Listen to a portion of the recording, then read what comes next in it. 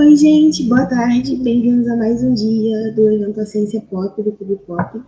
Eu sou a Dandara, eu vou estar apresentando aqui a Liga e o professor Elidio Omar hoje, tá? Vou falar um pouquinho sobre a Liga. Que é a Liga Acadêmica de Divulgação e Educação Científica, né, da UNB, mantida por nós acadêmicos, sem fins lucrativos. E o nosso principal objetivo é exatamente a divulgação e educação acadêmica, que a gente desenvolve com objetivos educacionais, mobilização popular, né, por meio de algumas atividades que têm como os principais tripés, né, o ensino, a pesquisa e a extensão. E esse nosso evento ele está dentro de um projeto que nós temos, que é o Clube Pop, que é exatamente tornar a ciência pop, que é mostrar a ciência na nossa vida cotidiana, né, na cultura popular e passar isso para outras pessoas. É algo muito interessante e que é muito importante. Então, nesse nosso evento, na Ciência Universitária, nós temos esse projeto. Então, a gente vai demonstrar partes do conhecimento científico que estão presentes na cultura pop e geek, como forma de aproximar vocês do conhecimento científico. O nosso apresentador de hoje é o professor Edmar Ribeiro da Silva.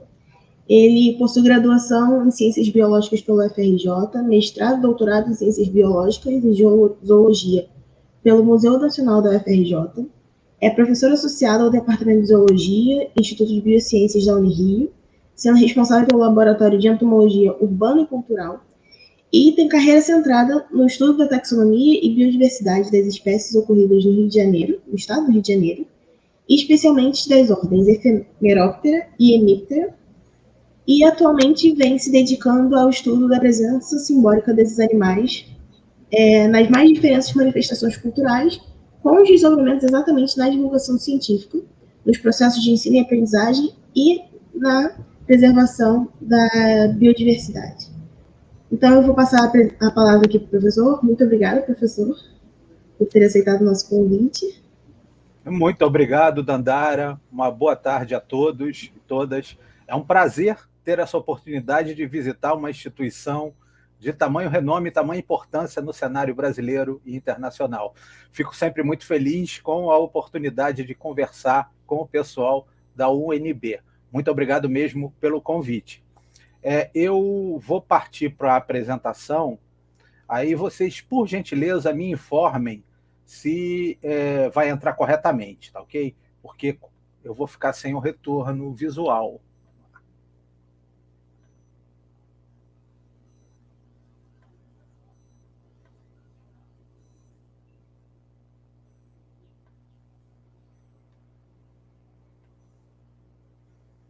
Entrou a primeira tela, gente?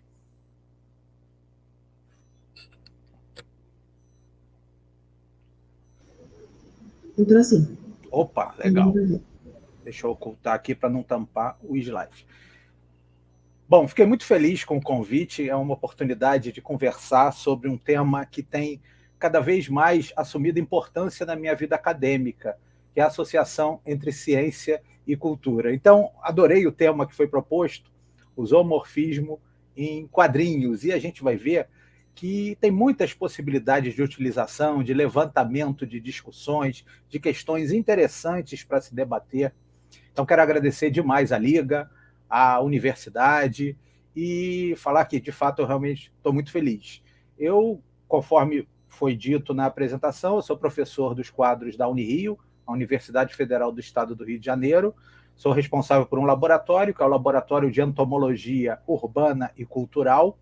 Então, aí já tem uma mistura no meu laboratório de atividades de pesquisa mais formais e mais relacionadas à entomologia enquanto ciência, de estudo dos insetos, mas também tem o componente cultural, que é o estudo de como os animais como um todo são inseridos em todo o contexto cultural e como eles podem ser utilizados, e é basicamente isso que eu vou falar hoje com vocês. E sou com muita felicidade editor adjunto de um periódico, uma revista, A Bruxa, que tem a missão de publicar artigos que façam associação entre ciência e cultura. Vou falar sobre ela no decorrer da nossa conversa. Antes de mais nada, diante desse momento tão difícil, tão diferente, tão estranho que nós estamos vivenciando, eu quero aproveitar para desejar que todos vocês estejam dentro do possível, bem, se cuidando, cuidando dos seus entes queridos, as medidas não farmacológicas, como isolamento físico, uso de máscara, evitar lugares fechados, evitar aglomerar, são absolutamente necessárias para a gente superar essa pandemia. E, claro, quando chegar a vez de cada um na fila da vacina, não pensem duas vezes, se vacinem, não escolham vacina. Todas elas são importantes e são elas que estão nos salvando. E, pensando em pandemia, é uma história absolutamente repleta de animais. É um prato cheio para quem gosta de zoologia, como é o meu caso. Mas isso é assunto para uma outra conversa. Então, já antecipei um pouco, eu tenho carreira centrada no estudo da entomologia. Então, são, digamos, 3 grandes grupos de insetos que fazem mais parte do meu perfil acadêmico, as ordens Lepidoptera. Eu comecei a carreira estudando mariposas aquáticas, depois passei a estudar integrantes da ordem Ephemeroptera, mas recentemente tenho me dedicado ao estudo dos Hemiptera, especialmente do grupo dos Alquenorrhyncha. Mas, basicamente, o que eu vou falar com vocês é a respeito de início da situação terrível que o mundo está vivendo. Nós estamos atônitos com a quantidade de notícias ruins que tem assolado a nossa realidade no Brasil e no mundo. E, claro, tudo isso traz consequências. Uma das consequências é o crescimento dos movimentos negacionistas. Parece piada, mas tem gente ainda no século XXI que é contra a vacina, que representa a maior chance de salvação que nós temos diante de uma das mais letais pandemias que a humanidade vivenciou. No século XXI ainda tem gente que se revolta com a vacina. É assombroso constatar isso, assim como é assombroso constatar o negacionismo, que cresce cada vez mais. A galera que acredita que a Terra é plana, a galera que acredita no criacionismo, a galera que renega tudo que a ciência faz e fez ao longo do tempo em benefício da humanidade. E se eu fosse sintetizar todo esse momento sombrio, sinistro, eu acho que eu sintetizaria com o ocorrido no Museu Nacional, que foi um incêndio terrível, que aconteceu, fez agora aniversário de 3 anos, recentemente, e, infelizmente, no museu foi queimado e se perdeu parte substancial, não só do acervo da zoologia, que é a minha área de trabalho, especificamente a entomologia, a coleção de insetos foi quase totalmente perdida, mas se perdeu história, foram perdidos registros importantes de populações inteiras. Uma perda não só para o Rio de Janeiro, não só para o Brasil, mas para a humanidade, para o mundo como um todo. E o museu, pasmem vocês, continua queimando a partir do momento que, hoje em dia, quase ninguém lembra que isso aconteceu. A partir do momento em que as pessoas da sociedade como um todo, a sociedade em geral, elas praticamente não se sensibilizaram com o ocorrido. Ficaram sensibilizadas 1, 2, 3 dias depois, mas logo depois retornaram às suas vidas cotidianas, sem ter a noção do tamanho da tragédia. Tragédia que continua, revertida agora em falta de verbas, não só para o Museu Nacional, a UFRJ, mas certamente para a Universidade de Brasília, para a USP, para a Unesp, para todas as federais e estaduais, Brasil afora. Aqui no estado do Rio de Janeiro, uma das grandes universidades é a estadual, a UERJ, e tem, pasmem, projetos visando o fim das atividades na UERJ. É um negócio simplesmente inacreditável esse momento que a gente vive. E em momentos como este, eu tenho convicção que é fundamental se falar de ciência, sempre. Se falar de ciência em todos os espaços possíveis e disponíveis. Mas é fundamental que se fale com uma linguagem que todo mundo possa compreender. Eu tenho convicção que a associação entre ciência e cultura é um caminho interessante para se fazer essa sensibilização popular que nós precisamos tanto. Vou fazer um pequeno histórico de como eu comecei a perceber isso e como eu conseguia perceber que juntar ciência e cultura é um caminho legal e pode dar muitas possibilidades.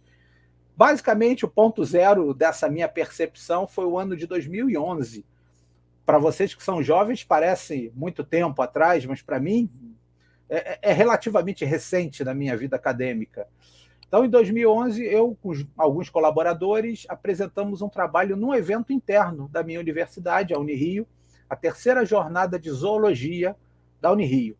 Nós fizemos um trabalho elencando 50 personagens das histórias em quadrinhos, Marvel e DC, que tivessem inspiração em animais. Eles tivessem sido criados com algum tipo de inspiração em animais. Separamos 25 de cada editora, os supostamente mais famosos e mais populares, personagens com inspiração em animais.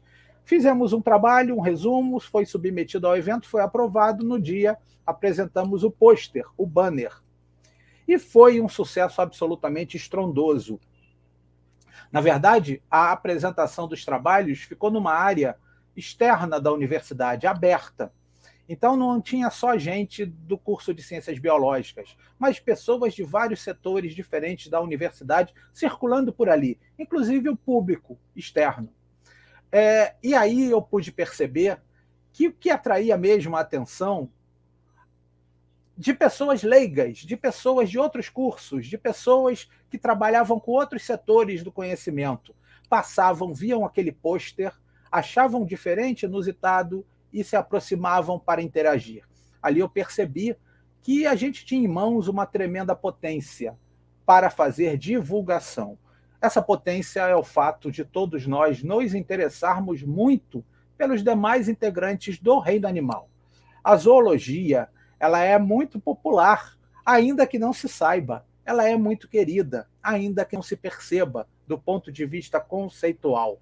A verdade é que os animais estão presentes em tudo, pensando em termos simbólicos das manifestações culturais. Tem animais nas artes diversas, no cinema, na TV, animações, literatura, objetos diversos, até arte corporal, como a tatuagem, arte urbana, peças de vestuário, símbolos diversos. Os animais estão presentes em tudo. E isso pode, defendo eu, ser o ponto de partida para você fazer uma aproximação entre a ciência, no caso, a zoologia, e a sociedade.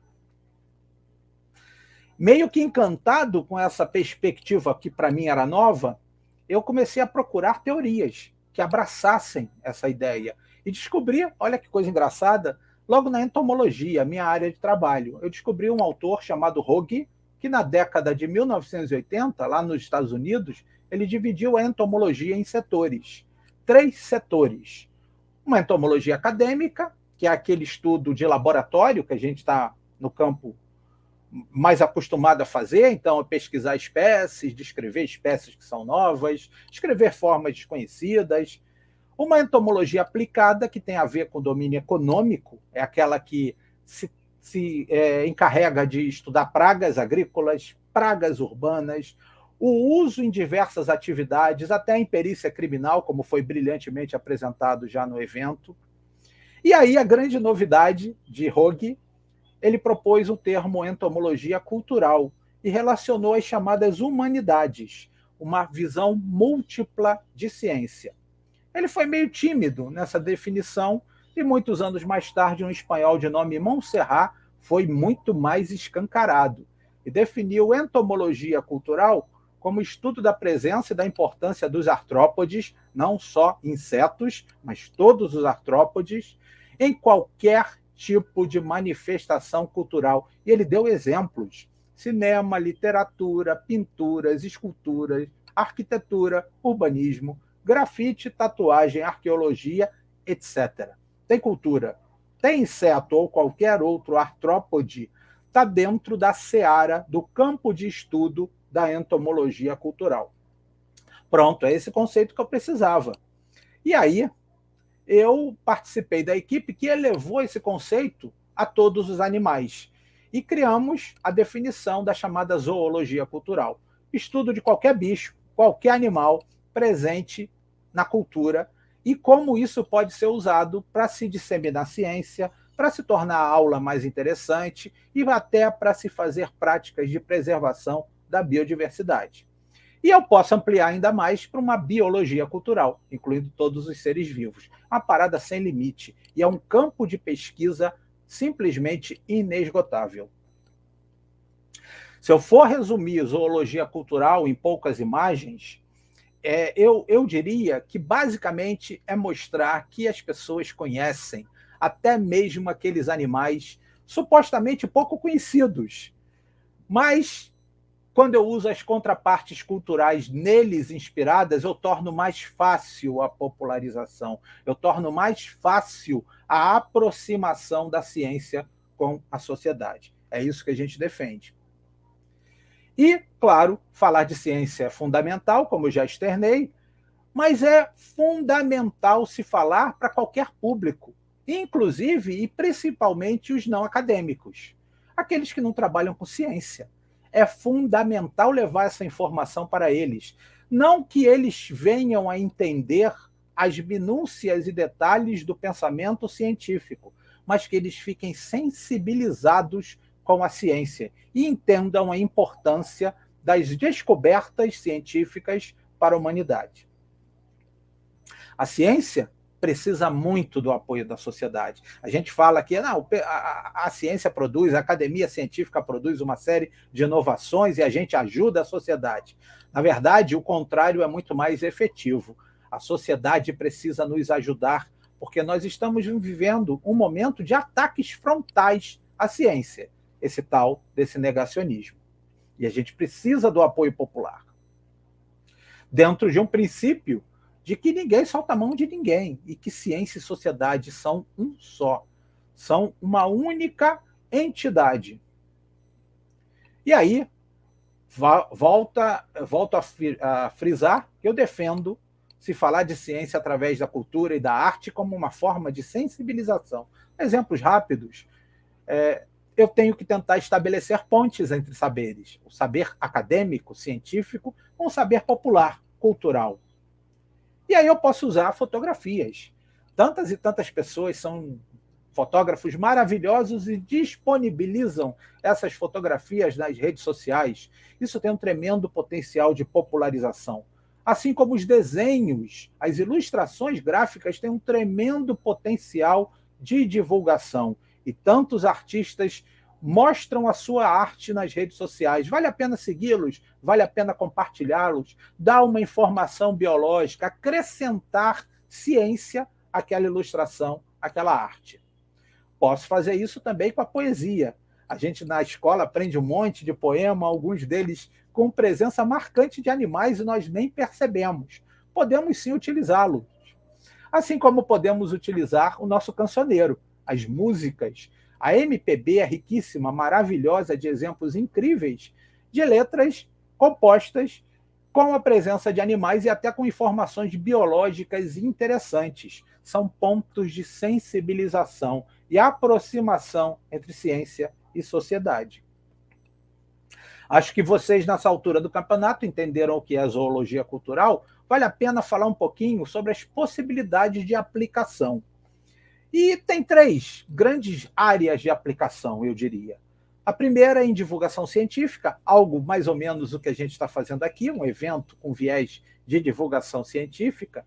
E eu posso usar a zoologia cultural para quebrar mitos, isso é importante demais, aumentar o conhecimento acerca de animais pouco populares, pouco conhecidos, e aumentar o conhecimento da nossa fauna. Eu vou dar alguns exemplos adiante, vocês vão ver que a nossa fauna, riquíssima, biodiversa, gigantesca numericamente falando, é pouco conhecida por nós brasileiros.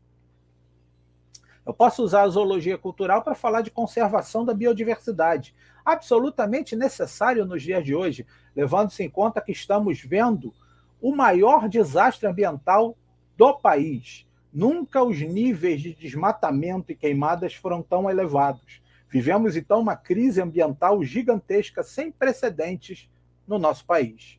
Eu posso usar a zoologia cultural para chamar atenção sobre espécies ameaçadas. Eu posso usar a zoologia cultural para gerar na população o sentimento de que conservar o meio ambiente é uma coisa legal. Isso vai estar dentro do princípio que só se preserva aquilo que se conhece. A zoologia cultural serve para mostrar que as pessoas conhecem. E eu posso, evidentemente, usar a zoologia cultural nas atividades de ensino. Basicamente, ensino médio fundamental, mas eu também posso utilizar no ensino superior para tornar mais agradáveis as aulas de zoologia. Alguns exemplos, para eu não me alongar muito, é porque realmente tem muitas possibilidades de utilização, vou restringir a só alguns. Pokémon é uma tremenda força popular, um monte de gente gosta, um monte de gente viu os desenhos, um monte de gente joga os joguinhos, inclusive os aplicativos para celular. Não tem como não considerar isso uma força gigantesca de popularização. Então, só um exemplo, um trabalho apresentado no Colóquio de Zoologia Cultural associou os pokémons com os peixes de verdade que foram inspiradores dos monstrinhos. Percebam a grande possibilidade de popularização. Eu posso introduzir um assunto de ictiologia usando Pokémon, que foi inspirado em um determinado grupo de peixes. Eu posso sensibilizar em uma divulgação, eu posso usar em uma atividade de aula, no ensino fundamental, no ensino médio. Isso abre perspectivas de utilização.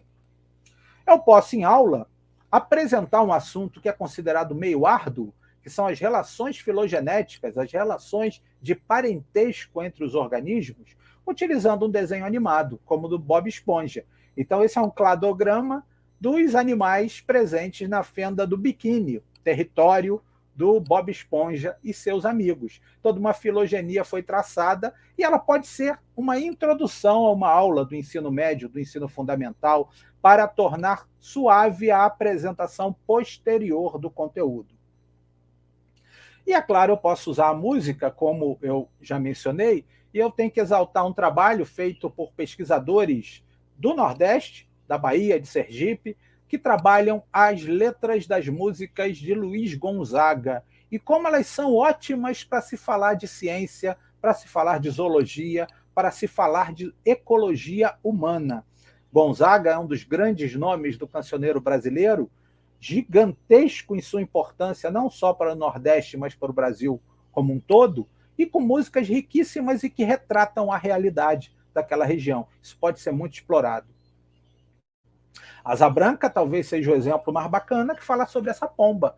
É uma pomba, a asa branca, tão comum no Brasil, tão comum inclusive em áreas urbanas, aqui no Rio de Janeiro aparece com frequência, mas que lá na região do sertão as condições estavam tão duras, tão terríveis, que até a asa branca bateu asas e voou. Então, isso é o relato de uma região, é o relato de uma situação com várias consequências e vários desdobramentos. Eu posso utilizar a música, que é uma pérola do nosso cancioneiro, para fazer esse tipo de divulgação.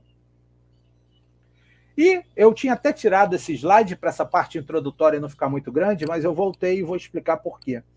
Eu posso usar personagens de desenhos animados, de filmes, de séries de TV, personagens fictícios que tenham sido inspirados em animais e sejam populares, queridos, conhecidos de todo mundo, para fazer um alerta da necessidade de conservação ambiental.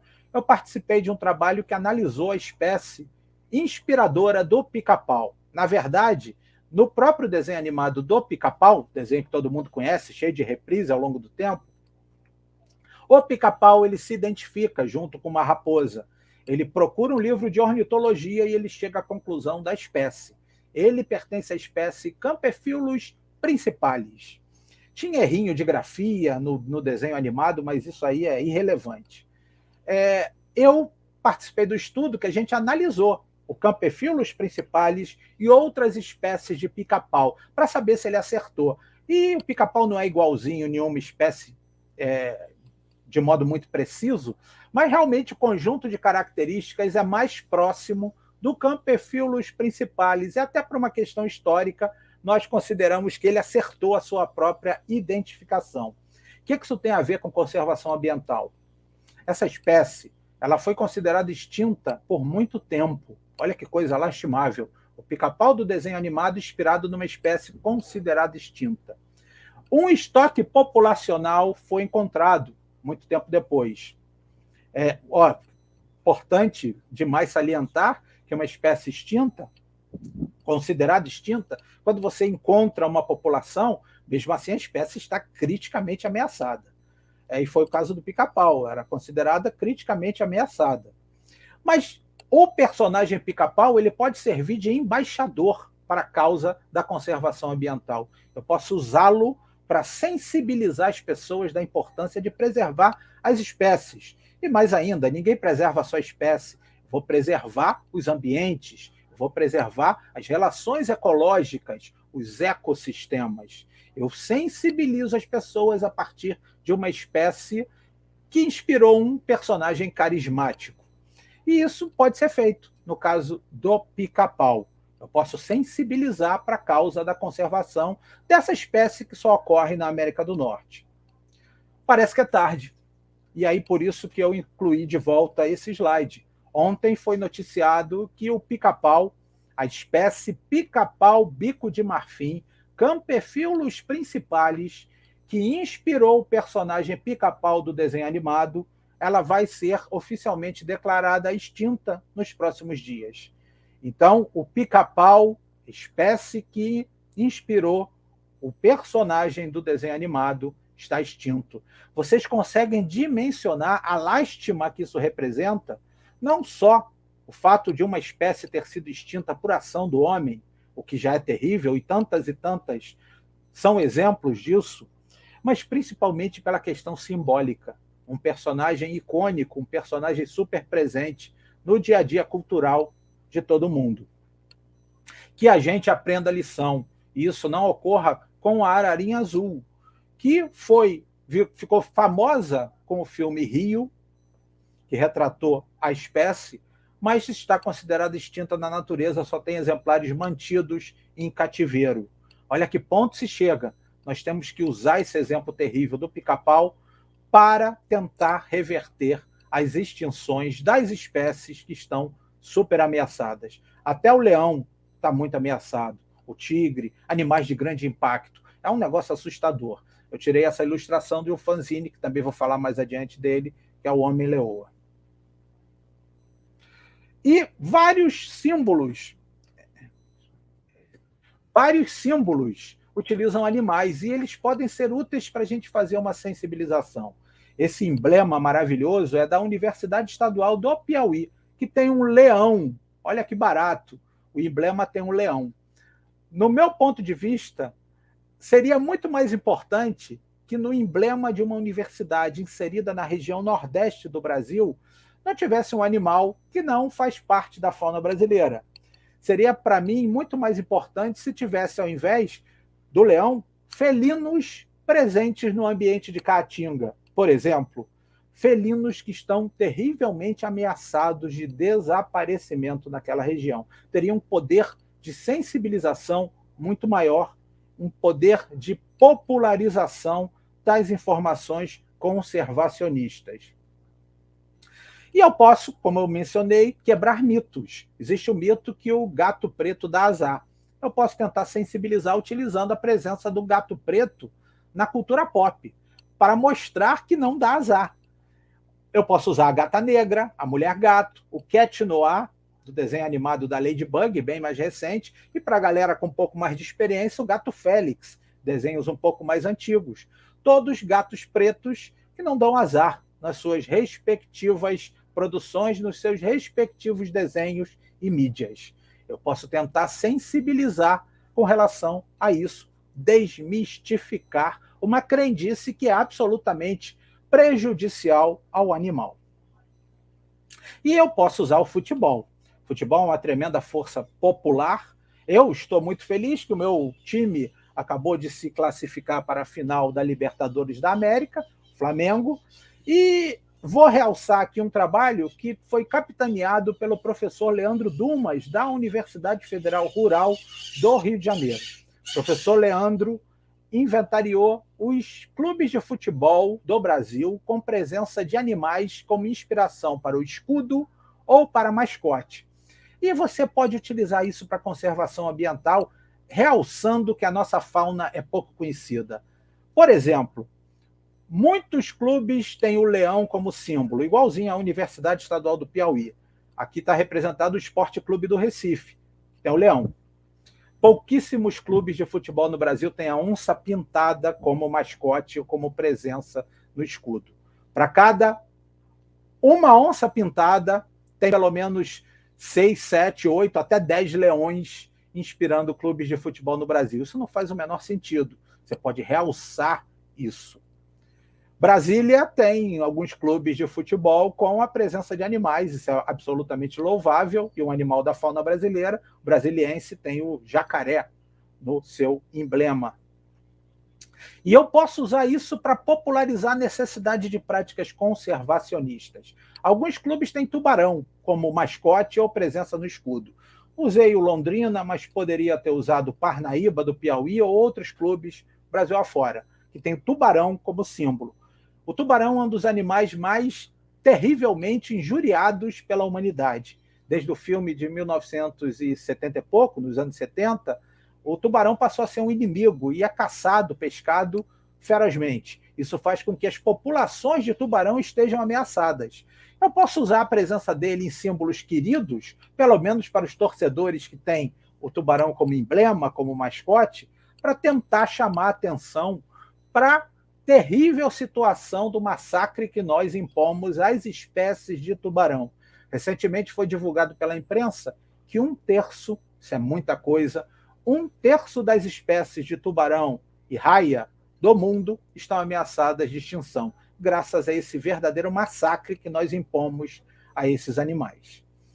De repente, clubes de futebol podem ser um caminho para a sensibilização popular. E é claro, eu mencionei o filme. O filme Tubarão é uma tremenda obra ficcional, maravilhosa, uma peça importantíssima na história do cinema, trouxe esse lado negativo que tornou o tubarão um grande inimigo. E não é nenhuma crítica ao filme, que é uma obra de ficção. A crítica é o fato da gente não trabalhar para combater isso. E a gente pode tentar combater usando as presenças simbólicas positivas do tubarão na cultura pop. Pode ser um caminho para tentar sensibilizar para a causa da conservação ambiental. E eu estou aproximando do final da introdução para começar a falar dos personagens zoomórficos. Eu vou dar um exemplo que recentemente eu apresentei em um evento da Fiocruz, em que eu parti de um filme, uma animação. Eu falo muito pouco de animes e mangás, eu não tenho muito domínio sobre essa incrível manifestação cultural japonesa. Aí eu quis incluir nas apresentações mais recentes alguns poucos elementos que eu tenho algum conhecimento e usei o filme Princesa Mononoke. Quem gosta de animes e mangás com certeza já ouviu falar, um filme de tremendo sucesso, e para quem gosta de bicho é muito interessante porque ele apresenta como personagens importantes 3 animais: o lobo, um cervídeo e o javali. Eu vou falar do lobo só para dar o exemplo de como a zoologia cultural é interessante para se fazer costuras entre áreas distintas de saber. Vou começar então com o lobo, essa presença importantíssima no filme Princesa Mononoke. Eu posso usar o lobo de um filme do Japão para falar das nossas espécies de canídeos aqui no Brasil. Posso falar do lobo-guará, dos outros canídeos, cachorro do mato vinagre, outros cachorros do mato, raposa do campo, canídeos espetaculares e pouco conhecidos da maioria das pessoas. Eu uso o filme, que fala de lobo, para falar dos nossos canídeos. E eu posso falar de introdução de fauna, e aí é um negócio muito interessante. O coiote, que está aqui na figura, é um animal da América do Norte, mas que tem um poder de migração tremendo. E ele está migrando de norte para sul. Ele já atravessou o Canal do Panamá, e ele está prestes a entrar na Colômbia e, com isso, adentrar a América do Sul. Pode ser que daqui a alguns anos os coiotes estejam distribuídos pelo território nacional. Então, uma introdução de fauna que vai trazer consequências. E eu posso discutir isso tudo através de um filme japonês. Posso falar do abandono de cães. A partir do momento que o lobo, como retratado em Mononoke, é da mesmíssima espécie do cão doméstico, Canis lupus. A diferença é que o cão doméstico é uma variedade domesticada, é o Canis lupus familiares. Com a pandemia aumentou muito o número de abandonos de animais, o que é terrível. Saiu agora há pouco um estudo dizendo que os cães são, inclusive, responsáveis por acidentes em aeroportos. Cães sem dono, que vagam soltos e causam problemas. Problemas ambientais, inclusive. O cão é hoje o maior predador do Brasil. Há registros de antas sendo caçadas por matilhas de cães que fugiram ou foram abandonados e passaram a viver nos ambientes naturais. É um problema realmente sério que tem que se combater. E o abandono de cães é certamente responsável pelo mito folclórico do lobisomem. E aí eu fiz um estudo em que a gente associa cães que foram abandonados em determinadas áreas e são completamente diferentes do padrão típico daquela área. E eu já escutei relatos de pessoas que, quando se deparam com carcaças desses cães atropelados ou mortos de algum jeito, eles dizem que não é cachorro, é lobisomem. Isso vai fomentando o mito. Então eu comecei falando de um desenho, de um filme japonês, falei de espécies ameaçadas de extinção no Brasil, falei de introdução de espécies, falei do abandono de animais domésticos e posso falar também de folclore, só para que vocês entendam a tremenda costura entre áreas distintas de saber que pode ser feita mediada pela zoologia cultural. Agora eu vou falar dos personagens zoomórficos ou antropomórficos, que é uma questão polêmica no mundo dos quadrinhos, mas muito interessante. E aí vou me valer primeiro de um trabalho que eu apresentei no ano passado em um evento de quadrinhos da USP. Esse, basicamente, é um trabalho que eu falei sobre uma revista, Maus, e analisei os personagens à luz da zoologia. Maus é uma tremenda obra de quadrinhos, na verdade é uma peça literária laureada, super premiada, escrita por Art Spiegelman, fez um sucesso estrondoso, ainda hoje é muito lida. Narra, muito resumidamente, as terríveis histórias de perseguição que o avô do autor recebeu da Alemanha nazista. Eles são judeus e tiveram que fugir da Alemanha, etc. e tal, e foi um cenário terrível de perseguição, uma das páginas terríveis da história da humanidade. E a história ela é muito interessante porque os personagens são todos caracterizados como animais.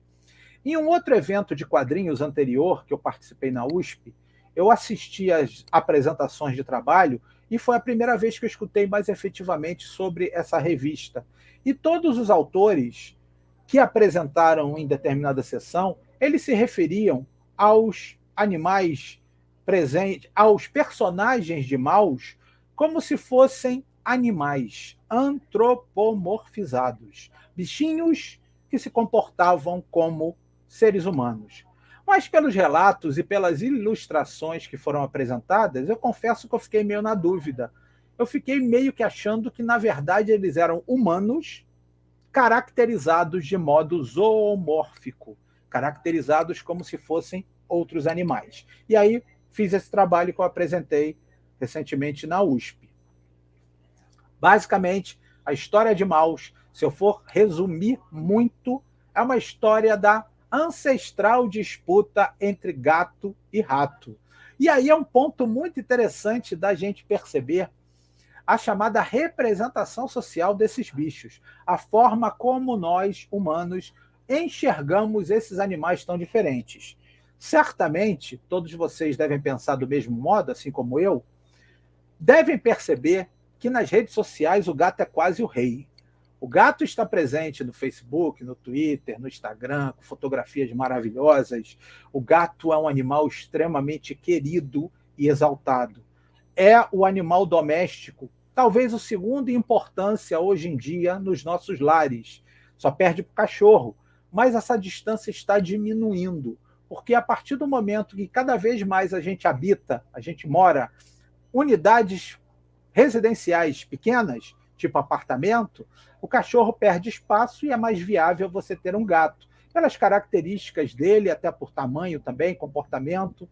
Então, o gato está assumindo uma importância tremenda como animal doméstico. Não é exagero afirmar que daqui a alguns anos, 10 anos talvez, o gato seja o animal doméstico mais presente nas nossas casas. Um animal querido, representação social tremendamente positiva. Ao contrário do rato. Um animal que a gente já, quando se vê um rato na rua, a primeira reação da maioria das pessoas é pensar em como matar aquele rato. É considerado nosso inimigo, é considerado uma praga urbana, é um transmissor de doenças, inclusive com importância histórica na humanidade. Então, é um animal que acaba sendo combatido. Eu tenho, então, o bonzinho e o vilãozinho. O gato, querido, no mundo real, o rato, odiado e perseguido no mundo real. Mas é engraçado que quando eu coloco a cultura pop, principalmente as histórias em quadrinhos e desenhos animados, o quadro muda de figura, de modo até que eu ainda não consegui entender o motivo. Eu acho que vale a pena uma reflexão maior e, eventualmente, eu vou até fazer um artigo futuramente sobre isso. Gato e rato, no mundo da cultura pop, geralmente é uma disputa em que a gente torce para o rato. Olha que coisa engraçada. Todas essas duplas de personagens, nós temos o rato como o herói, como o bonzinho, como aquele mais carismático, mais querido e que tem a torcida das pessoas. Uma inversão em relação ao mundo real, ao mundo natural. Talvez tenha a ver com o fato de uma característica humana da gente se identificar e torcer pelo mais fraco. Isso acontece no futebol também. Se você não tem nenhum contato afetivo com uma partida de futebol, você não torce para nenhum dos times, você acaba naturalmente torcendo para o mais fraco, a chamada zebra. É tão legal quando o time pequeno ganha de um time grande, aí é sempre muito mais interessante, tem a zoação, a gente tende a torcer pelo mais fraco. Curiosamente, isso é só na cultura pop, no futebol, porque no mundo real, de um modo geral, nós também temos pouca empatia contra as populações mais pobres, mais vulneráveis. Estamos vendo um momento terrível do Brasil e que isso está sendo escancarado. Geralmente, nós temos uma subserviência engraçada aos opressores. É até curioso observar isso. Então, perspectivas de visão associando o mundo real ao mundo cultural. E aí, para puxar para a zoologia, eu tenho que falar um pouquinho da família dos ratos. Esses são os 3 ratos mais comuns nas nossas casas, são todos invasores, não são originários da nossa fauna, representam integrantes da família dos murídeos, uma família com origem provavelmente na Eurásia e depois se espalhou com as navegações pelo mundo inteiro. Mas aqui tem a ratazana, ratos norvégicos. Aqui é o rato preto ou rato de telhado, ratos. E o camundongo, músculos. Todos animais exóticos, mas super comuns nos ambientes urbanos aqui do Brasil. E se eu for incluir os ratos selvagens que vivem por aqui, integrantes da família dos cricetídeos, todos eles também são coletivamente chamados de ratos. Tanto os invasores quanto os nativos, principalmente no interior, onde os ratos nativos eventualmente também adentram nossas residências. É tudo rato, a gente usa o nome comum de rato para toda essa galera. Vou falar dos 3 que têm essa importância como transmissores de zoonoses, como pragas urbanas, como habitantes efetivos dos nossos lares. E esses ratos, eles têm inspiração, eles são fonte de inspiração para personagens da cultura pop. Então, o Ratatouille tem inspirações diferentes, o Mickey é um camundongo, e falando de volta na história Maus, o rato, na verdade, não é rato, é um camundongo. Além do camundongo, estão presentes na história o gato, e aí eu estabeleço a principal disputa presente nessa história. Os camundongos representam os judeus e os gatos, os nazistas alemães, mas eu tenho também outros animais. Os porcos são os poloneses, os cães são os estadunidenses, as renas são os suecos, e eles chamam de sapo, mas provavelmente é uma rã europeia, simboliza os franceses e outros animais menos representados, mas muito interessantes para se analisar também. Tem, por exemplo, uma mariposa que aparece no final e representa o povo cigano. Então, na história em quadrinhos Maus, que fala sobre o nazismo, talvez como forma de suavizar, os personagens foram meio que desenhados como sendo pretensamente animais.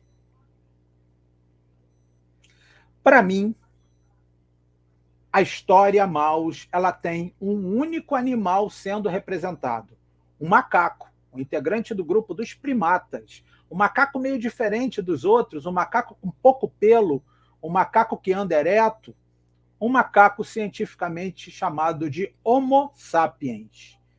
A história Maus é sobre o ser humano, seus erros, seus acertos, suas virtudes, seus defeitos, suas caracterizações comportamentais. E, no máximo, eles têm uma máscara, uma capinha que eles usam para fingir que são animais. Pela minha visão, em Maus estão representados seres humanos zoomórficos, integrantes da espécie Homo sapiens que ganharam uma característica, uma roupinha, um detalhezinho de animal. Isso vai ao contrário do que muita gente pensa, que considera que são de fato os animais como representantes. E aí eu recorro ao conceito de Kirchhoff, que definiu coisas bem complexas, que são antropomorfismo e zoomorfismo. Achei muito legal essa definição. Antropomorfismo, para Kirchhoff, é você colocar características humanas em outros seres vivos, animais ou até mesmo seres inanimados. Então você tem um bicho, você tem uma planta, você tem um objeto diverso, você inclui características de ser humano. Aí seria antropomorfismo. É isso que o pessoal diz, ou muitos dizem que ocorre em Maus.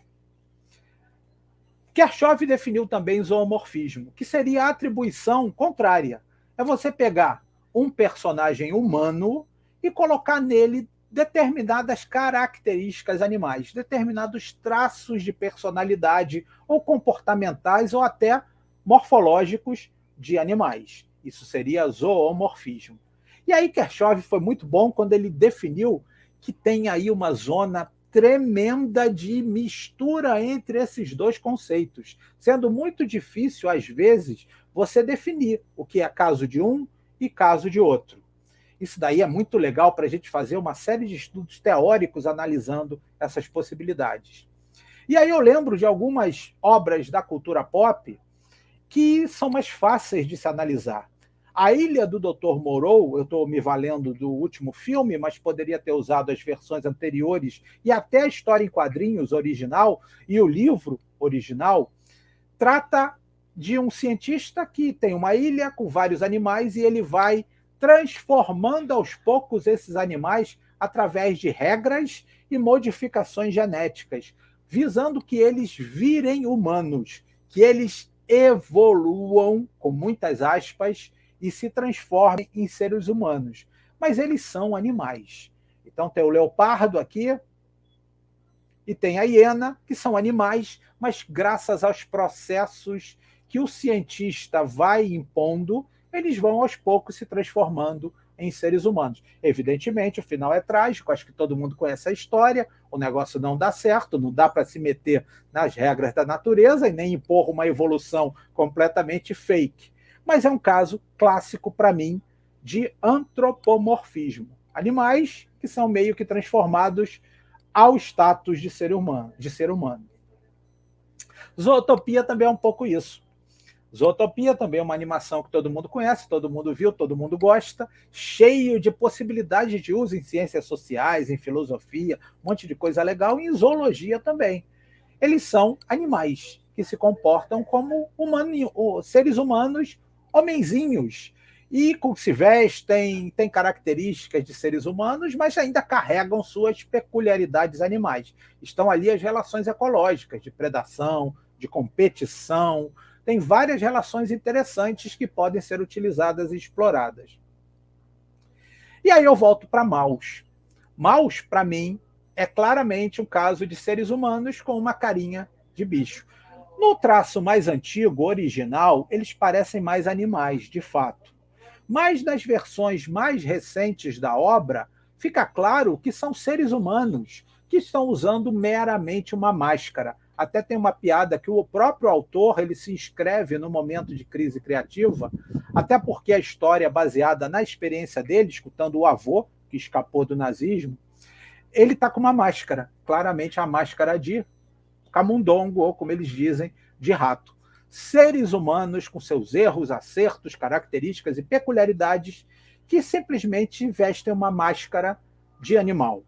Os ratos não são assim, os gatos não são assim, os cachorros não são assim, não fazem esse comportamento. Quem faz é o ser humano. E aí, para definir legal essa questão de zoomorfismo, eu acho muito bacana uma charge, até para homenagear Brasília, uma charge falando aí do poder central brasileiro, do artista Junião. Ele publicou esse relato que fala da questão da corrupção, eu não lembro qual é o ano, não é coisa recente, poderia ser atemporal, porque infelizmente parece uma história relacionada à nossa república e até a nosso país de um modo geral, e até o mundo de um modo mais geral. São políticos com uma mala cheia de dinheiro, fugindo, e com uma carinha como se fosse uma máscara de sanguessuga. São sanguessugas. Coitadas das sanguessugas, que apenas exercem seus papéis biológicos e não poderiam ser associadas a um ato asqueroso produzido pelo ser humano. Então, são políticos, seres humanos, que estão simplesmente com uma máscara de sanguessuga. Caso típico de zoomorfismo. E eu acho que toda essa discussão relacionada à questão do antropomorfismo, do zoomorfismo, tem a ver com uma história que que é muito disseminada, é que o homem ele é o ser supremo, a criação mais desenvolvida e mais bacana da natureza. Tanto que em Dr. Moreau, o cientista quer evoluir os animais para eles virarem humanos. Isso é terrível, porque, no fundo, isso faz com que a gente se considere fora do processo evolutivo. E até as religiões dão um certo aval para isso, quando falam coisas do tipo Deus criou o homem à sua imagem e semelhança. É meio que dá um direito do ser humano poder dar carteirada, dizendo que eu sou filho de Deus, eu posso mandar no planeta. Essa parada do homem mandando no planeta está resultando em um monte de coisa terrível que nós estamos vivenciando. A gente que é da área da ciência tem sempre que puxar para a realidade biológica, científica, de que o homem ele é um integrante de cadeias evolutivas, ele tem relações de parentesco com animais próximos a eles. Nós estamos inseridos no reino animal, nós somos integrantes dos elos e cadeias naturais, nós somos integrantes da árvore filogenética como qualquer espécie. Não temos supremacia, não temos nenhum direito a mais em relação a isso, pensando do ponto de vista científico. Eu escutei e escuto com muita frequência que quando existem casos de antropomorfismo, ou seja, o personagem é um animal, mas que ele assume uma característica de ser humano, isso é um elogio para o animal. Tipo, eu tenho um cachorro que se comporta como um ser humano. Aquilo é um elogio para o cachorro, porque ele está evoluindo.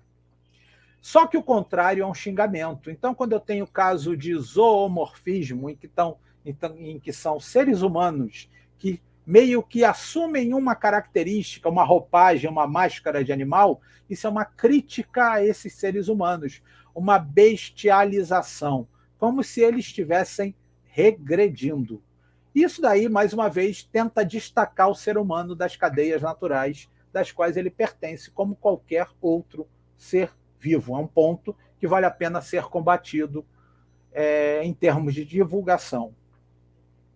E aí eu vou falar de um outro trabalho que eu apresentei, até mais antigo que esse de Mauss, em um evento também de quadrinhos, na cidade de Leopoldina, em Minas Gerais, ainda no mundo presencial.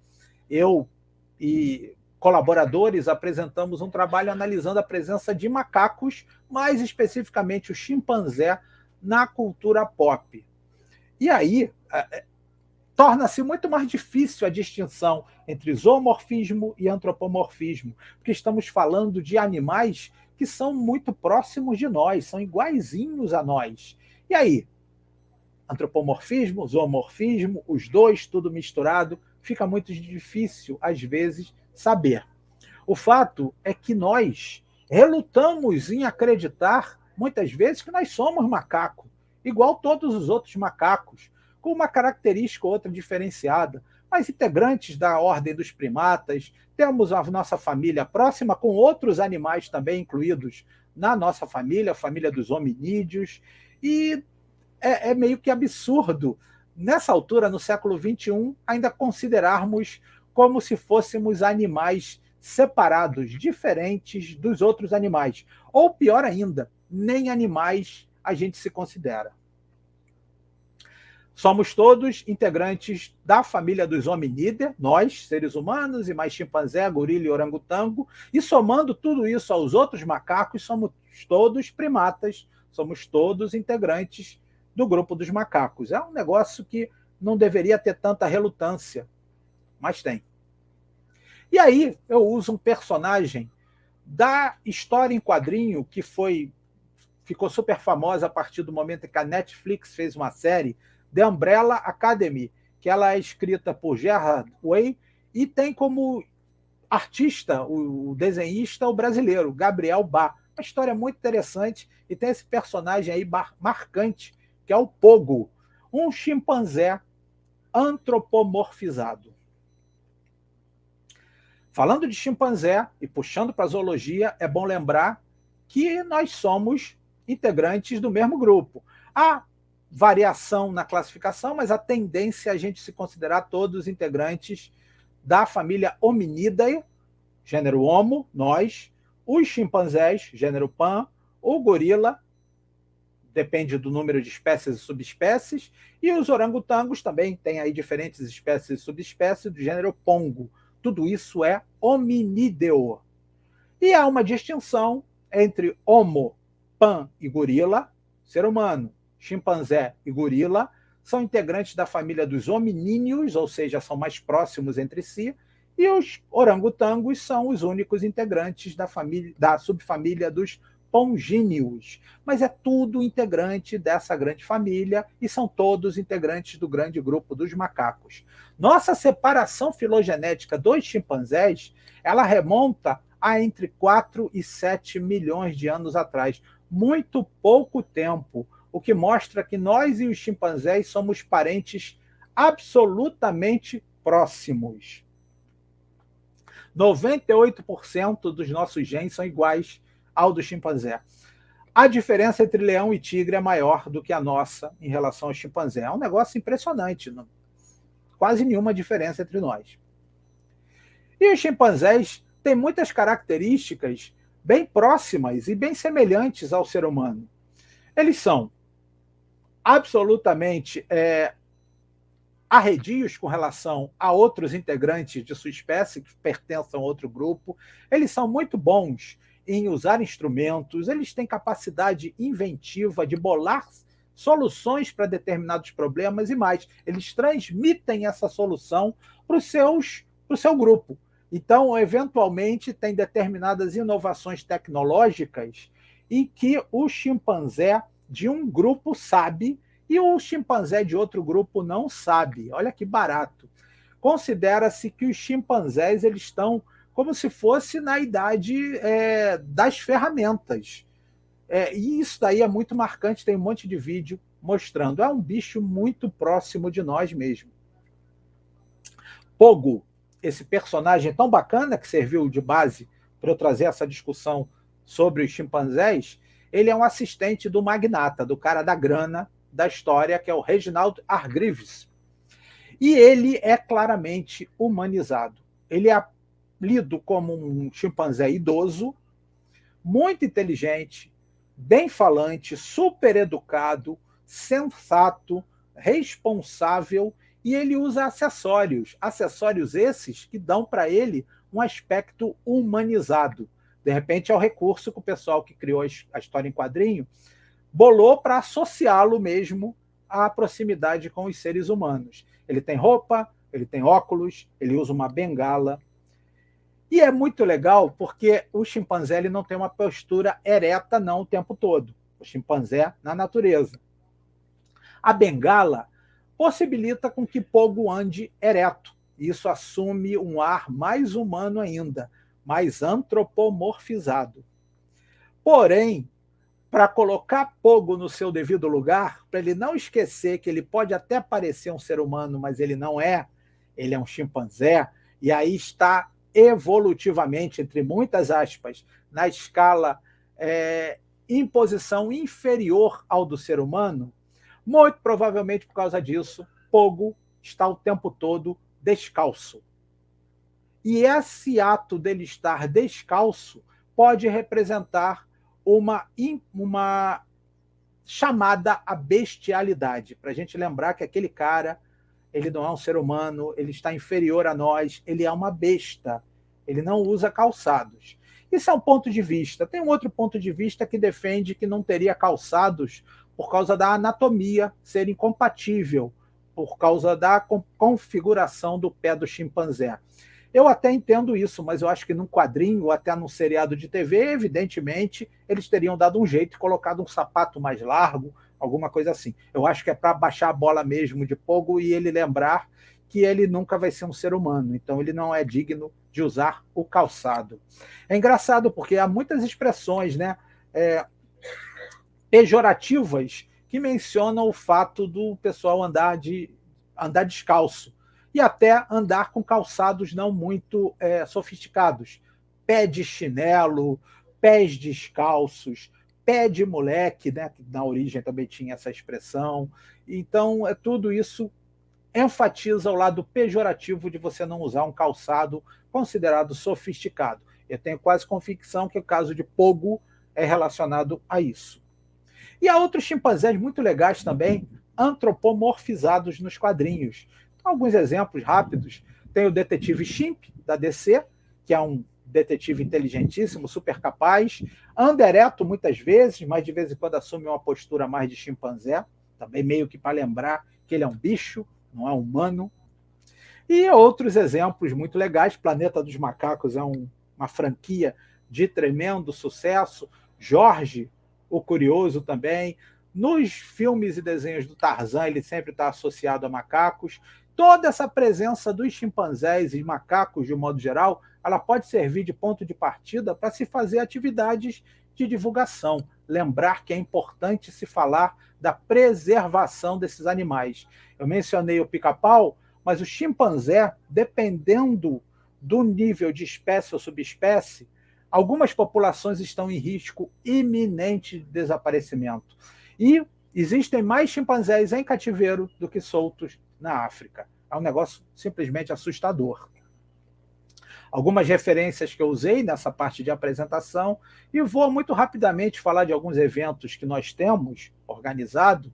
O Colóquio de Zoologia Cultural é o evento principal que nós temos, em que esse tipo de discussão é enfatizado.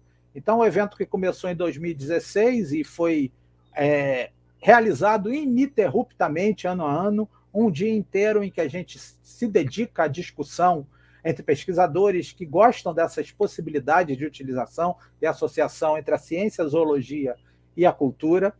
A gente foi em modo presencial até 2019, chegou 2020 não teve jeito, fizemos em modo remoto, mas está inteiramente no YouTube, e em torno de 60 trabalhos foram apresentados nessa edição, em vídeos curtos de 5 minutos, estão todos lá disponíveis com diversas formas e possibilidades de associação entre ciência, zoologia e cultura. E temos um evento mais amplo no seu espectro, que é a Mostra de Biologia Cultural, que aí não inclui só bicho, inclui qualquer elemento científico, também associando ciência e cultura. Nossa primeira foi realizada em 2018, falando de taxonomia e cultura pop. O trabalho do Pica-Pau eu apresentei nesse evento. A segunda edição falou sobre as flores e sua importância simbólica e cultural. Não fizemos nenhum evento em 2019 dentro dessa linha, mas aí voltamos com tudo em 2020. Antes da pandemia, realizamos a nossa última atividade presencial. A terceira mostra de Biologia Cultural se dedicou a estudar a presença da ciência no carnaval. E aí a gente teve a ideia, poxa, fizemos do carnaval, vamos fazer das outras festas também. Mas aí já foi no modo remoto, inteiramente na internet, inteiramente no Facebook. Fizemos uma edição para falar da Quaresma e da Páscoa, uma outra para falar das festas juninas e a presença da ciência, uma para falar das festas relacionadas à primavera, nessa época de agora, e a última, mais recente, falando do Natal e do Ano Novo, sempre com apresentação de trabalhos, sempre com os trabalhos inteiramente disponíveis até hoje. Então, basta entrar no evento de Facebook e você vai encontrar o pôster, conforme foi apresentado nesse modo remoto, e o texto do trabalho, o resumo. Então, quem quiser, só dá uma busca em Mostra de Biologia Cultural no Facebook, coloque o de Zoologia Cultural no YouTube, tem acesso a todo esse material. São trabalhos absolutamente importantes e incríveis, com inúmeras possibilidades de utilização. Somando, a gente deve ter aí 500 trabalhos diferenciados de diferentes autores do Brasil inteiro e de algumas regiões da América Latina também. E eu tenho um fanzine que é dedicado a falar de ciência, chamado Homem-Leoa, mas o carro-chefe do fanzine, o objetivo é falar de ciência sem que se perceba que está se falando de ciência. E olha que barato, o Homem-Leoa é baseado em um objeto que foi encontrado e datado de 40 mil anos atrás, na Alemanha, e que era uma estatueta de 30 centímetros, corpo humano e uma cabeça de leão.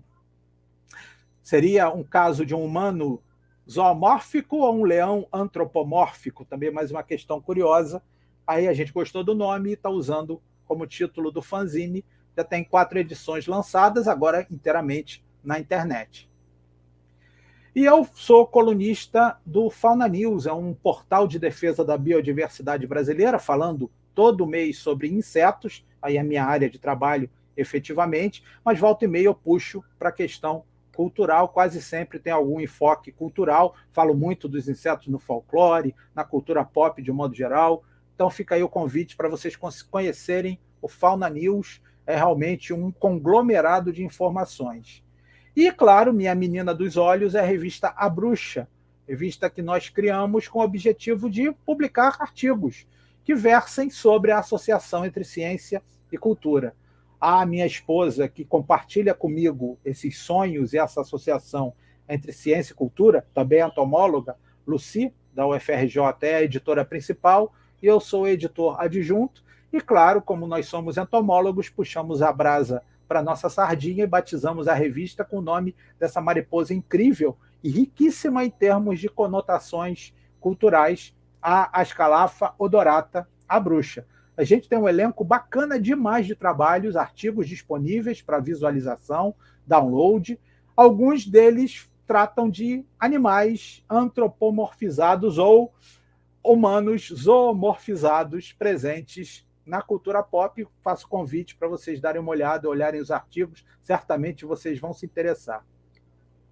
E quem quiser conhecer mais o escopo da bruxa, a gente sempre aceita artigos com esse viés de associação entre ciência e cultura. Qualquer manifestação cultural, qualquer presença científica podem compor, unidos, um artigo interessante e passível de submissão para a bruxa. Fica o convite para que vocês deem uma olhada.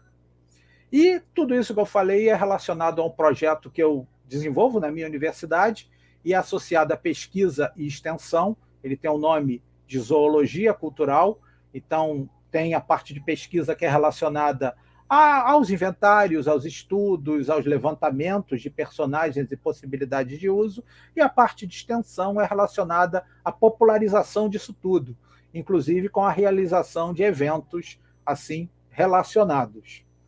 E deixa o meu e-mail, vai ser um prazer imenso conversar com vocês. Meu e-mail é a coisa mais fácil do mundo. Ter nome diferente, meio esquisito, tem as suas vantagens. Aliás, talvez a única vantagem é que é fácil me localizar na internet, nas redes sociais, Facebook, Instagram, Twitter eu quase não uso, mas também estou lá.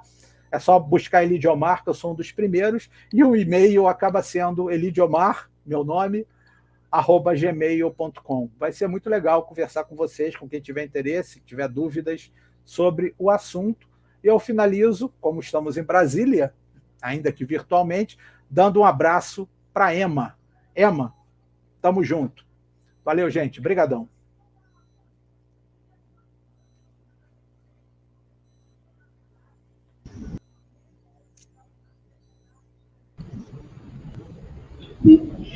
Muito obrigada, professor, por essa apresentação sensacional, sensacional mesmo. Muito, muito obrigada. Muito obrigada. Pessoal, se vocês tiverem dúvidas, por favor, podem ir colocando no chat. Eu vou começar a dar uma olhada aqui nas dúvidas que tem, para começar a perguntar. Tudo bem, professor? Foi legal que eu consegui ficar quase 1 hora mesmo. Olha, eu passei um pouquinho só. Não, foi perfeito, tá ótimo. Podia até falar mais, que a gente estava aqui adorando. A primeira pergunta que a gente tem aqui é da Laís, e ela pergunta quais seriam as motivações da alta valorização de vertebrados, ainda mais os da gringa, né, e o desleixo com os invertebrados pela sociedade.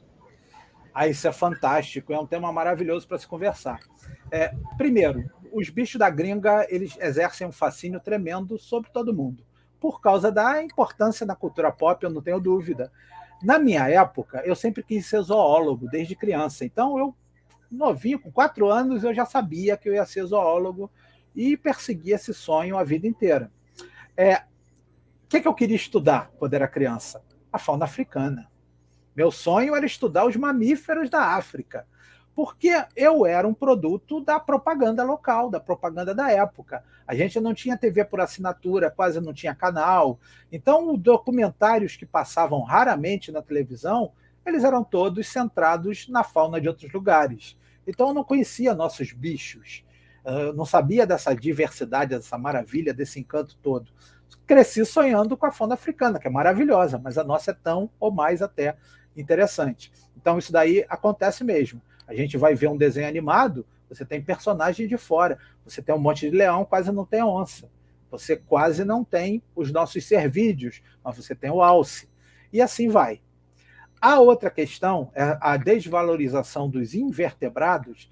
Isso talvez tenha a ver até com proximidade filogenética, né? Porque a gente está inserido dentro dos vertebrados. A gente tem mais familiaridade com esses animais.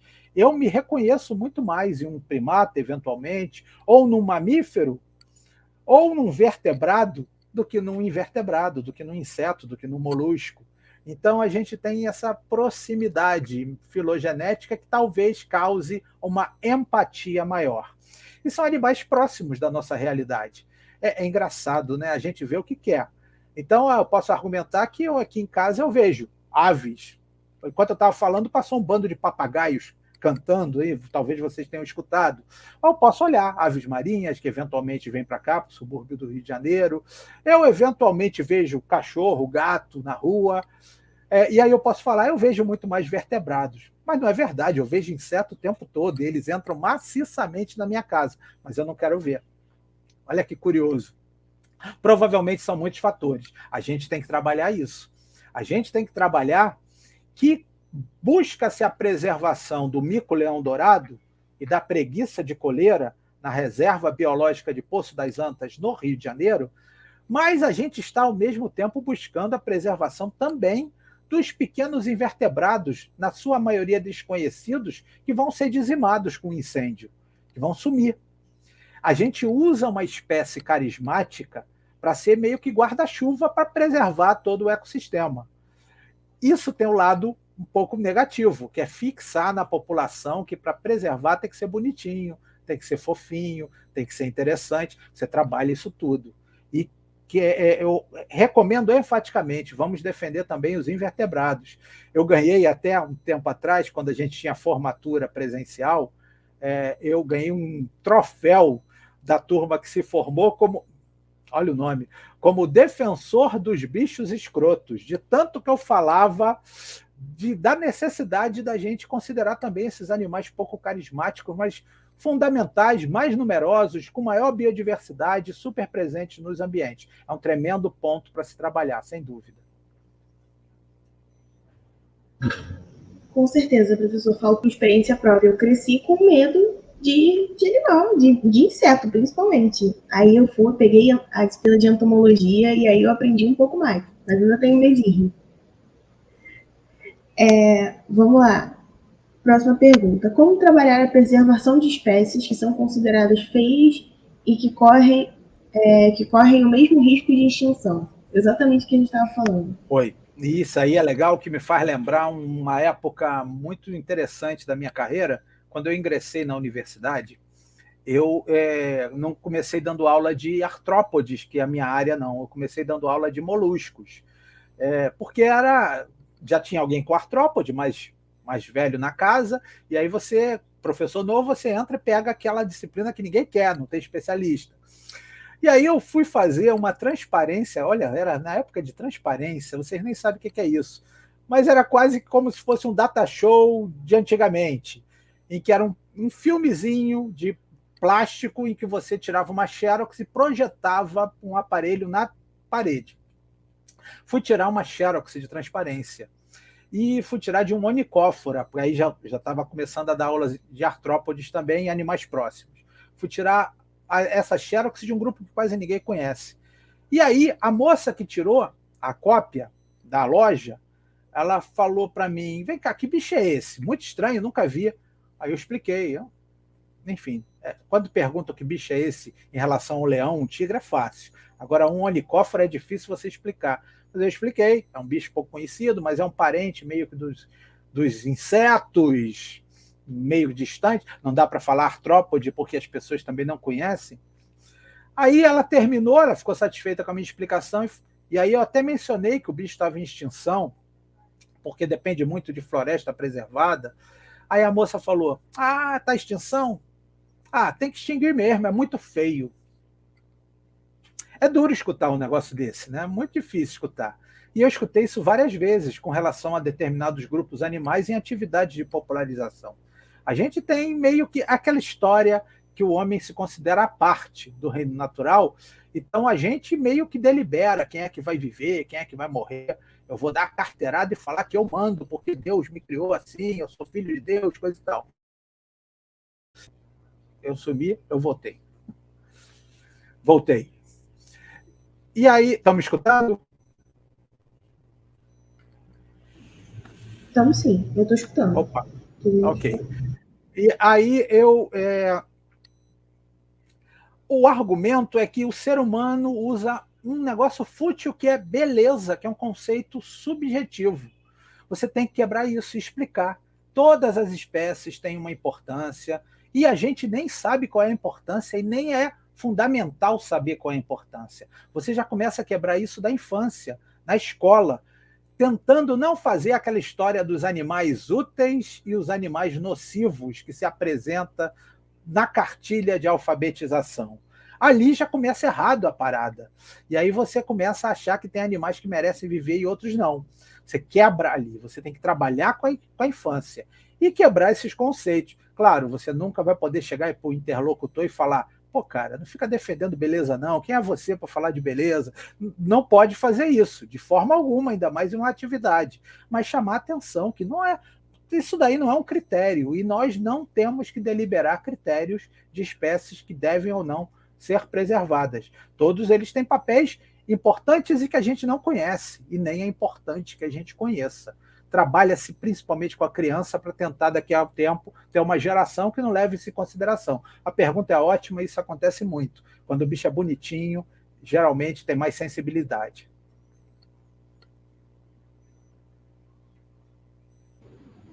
Vamos para a próxima pergunta, então. A Júlia pergunta: poderia falar do papel do zoológico para essa sensibilização? Que a gente sempre ouve crítica, também sabe da importância para a conservação, então fica meio essa dualidade, né? Legal, e zoológico é um tema polêmico, né? Me incomoda muito pessoas generalizando e falando que zoológico é ruim.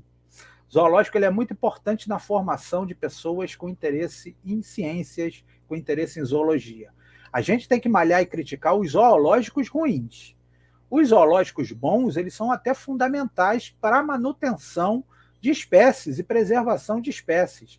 A ararinha azul, que eu exemplifiquei, ela é mantida graças aos zoológicos. Os micos-leões dourados eles são mantidos graças aos zoológicos, que fazem uma série de estudos para a manutenção das espécies. Um bom zoológico ele tem um papel perfeito em termos de conservação. E é um papel incrível para se fazer a sensibilização. O meu, numa época que eu não tinha internet ao meu favor, não tinha televisão, o meu programa favorito em criança era ir no Jardim Zoológico do Rio de Janeiro. Ali eu tinha o carvão para minha churrasqueira, digamos assim, para fomentar o fogo da minha churrasqueira, que era o meu amor pelos animais. Eu exercia o amor pelos animais indo ao zoológico e aquilo ia aumentando cada vez mais e segue até hoje. Isso acontece com muita gente, são vocações que são despertadas. Repito, a gente tem que saber separar um zoológico ruim, que faz práticas negativas, de um zoológico bom que tem papel importante em conservação, em conscientização e sensibilização. Eu nunca fui no de Brasília, mas sempre ouço falar que é um excelente zoológico e tem programa de reprodução de grandes mamíferos. Acho que já conseguiu até a reprodução de gorilas, que é um negócio complicado, uma espécie que está um risco tremendo de extinção. Então, temos que separar o joio do trigo, mas é uma questão polêmica e muito legal de se debater.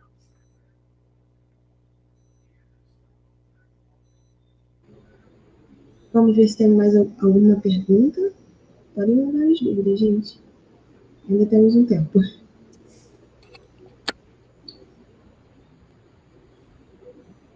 A Laís pergunta se alunos de outras universidades podem fazer suas matérias. Eu acho que sim. Acho que sim. Me escreve, porque eu tenho uma disciplina, a disciplina agora remota em que eu mais falo dessas questões de zoologia cultural, ela tem o nome de Técnicas de Trabalhos em Zoologia. É uma disciplina eminentemente prática, mas que com a pandemia teve que ser remodelada. E aí eu tenho que trazer elementos para chamar a atenção dos alunos, para eles ficarem estimulados para ver os vídeos, né? Porque senão... E eu tenho uma outra que é de licenciatura, que é Ensino de Técnicas de Zoologia. E aí eu falo toda essa questão da zoologia cultural. O tema não é só zoologia cultural, mas ele acompanha a disciplina inteira. Escreve, que aí eu encaminho para os programas e lá eles têm possibilidades de ter como aluno ouvinte ou como aluno, até para cursar, tendo os créditos também. Acho que é possível, ainda mais remoto agora, né? Tudo é possível. Realmente, agora está tudo possível. A Thalita pergunta, ela queria saber qual a importância da comunicação científica desse assunto para as pessoas de outras áreas do conhecimento, e ela pede um exemplo dentro da área farmacêutica. Sim, toda área de conhecimento é passível de comunicação, sempre. É muito engraçado, a ciência talvez seja a mais esquisita nesse aspecto. Quando você vai conversar com alguém, você quer que a pessoa entenda o que você está falando. Isso é um ponto básico da comunicação. Eu tenho a sensação que, muitas vezes, alguns elementos da ciência, da academia científica, trabalham ao contrário em relação a isso.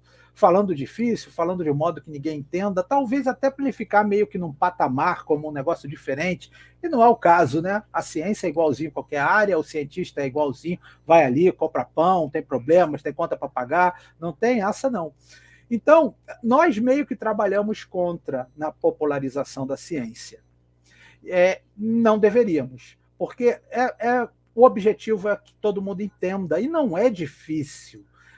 Tá, alguns têm dificuldade de explicar o seu trabalho, mas você já explicou em sua casa, para sua mãe, o seu trabalho. Já explicou para o seu pai, para sua mulher, para o seu filho. Então, dá para fazer. E, eventualmente, você faz parte de uma equipe em que não tem ninguém que saiba comunicar aquele trabalho de modo que todo mundo possa entender. Mas aí você tem que valorizar os outros que fazem e dar uma moral para a galera que está ali na linha de frente da comunicação. Isso é um ponto que vale a pena. Reconhecer a importância dessa comunicação. Está sendo feito, até porque, como eu disse, a universidade, a academia científica, elas são alvo de uma série de pedradas. E a gente precisa da sociedade para nos defender. Então, todo mundo chegou à conclusão que é legal você explicar o seu trabalho para a galera entender o que você faz, afinal de contas, e evitar negacionismo e essas barbaridades que tem por aí. Com relação à parte farmacêutica, ao curso de farmácia, dá para se fazer popularização, sim. Você pode pegar Harry Potter, por exemplo.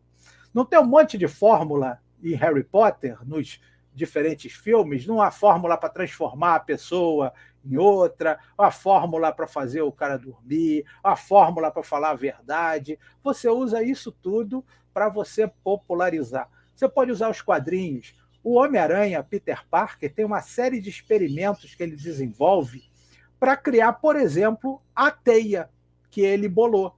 Então aparece volta e meia ele fazendo experiências, mexendo os tubos de ensaio. Você usa aquilo como um pontapé inicial para você falar. E você pode falar também, e aí é um ponto que vale a pena, do cientista. Se a gente for pegar cientista em histórias em quadrinhos, a gente tem um monte de estereótipo que são, digamos, negativos. Primeiro, o cientista é meio louco e quer dominar o mundo. Quase todos. É inteligente, beleza, tem a capacidade intelectual, mas é um cara socialmente estranho, que tem dificuldade de se comunicar, tem a dificuldade de relacionar, às vezes tem traumas de infância, e até por isso ele meio que quer se vingar do mundo. Você pode usar esses estereótipos para falar também da pesquisa farmacológica.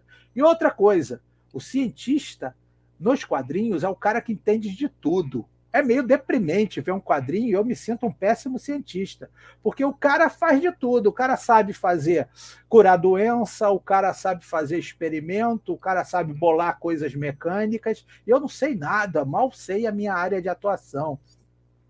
Então, dá para se trabalhar, por exemplo, o professor Lagarto, do Homem-Aranha, que é um herpetólogo, um cara que estuda répteis, mas teve um problema motivador. No caso do cinema, ele tem um braço amputado e ele queria regenerar. O que ele faz? Ele começa a fazer experiências como se ele fosse alguém da área da farmacologia, para bolar produtos e criar remédios. E mais, ele aplica nele mesmo, como se ele fosse um médico. Então, ao mesmo tempo, ele é o biólogo, o herpetólogo, é o médico, é o farmacêutico, faz toda aquela... é o químico, o bioquímico, tudo ao mesmo tempo.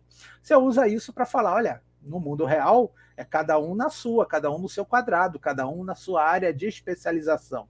Então, tem um monte de elementos da cultura pop para se falar de qualquer tema relacionado à ciência. Farmacologia, com certeza, é um deles.